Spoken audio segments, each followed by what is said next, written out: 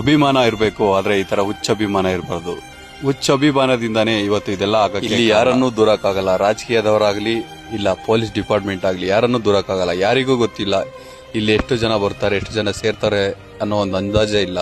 ಹುಚ್ಚ ಅಭಿಮಾನದಿಂದ ಹುಚ್ಚೆದ್ದು ಬಂದು ಈ ತರ ಕಾಲ್ ತುಳಿತಕ್ಕೆ ಒಳಗಾಗಿದ್ದಾರೆ. ಇಲ್ಲಿ ಎಷ್ಟು ಜನ ಸತ್ತಿದ್ದಾರೆ ಅಂತ ಗೊತ್ತಿಲ್ಲ, ಒಬ್ಬೊಬ್ರು ಒಂದೊಂದು ಹೇಳ್ತಾರೆ.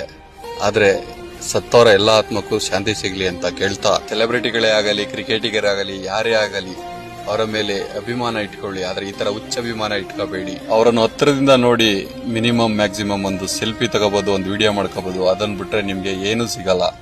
ನಿಮ್ಮ ಅಮೂಲ್ಯವಾದ ಜೀವನವನ್ನು ನಿಮ್ಮ ಫ್ಯಾಮಿಲಿಗೋಸ್ಕರ ಮುಡಿಪಾಗಿಡಿ. ನಿಮ್ಗೋಸ್ಕರ ನೀವು ಬದುಕಿ, ಬೇರೆಯವ್ರಿಗೋಸ್ಕರ ಯಾವತ್ತೂ ಬದುಕಕ್ಕೆ ಹೋಗ್ಬಿಡಿ. ಅಭಿಮಾನ ಇರಬೇಕು, ಯಾವತ್ತೂ ಹುಚ್ಚ ಅಭಿಮಾನ ಇರಬಾರ್ದು.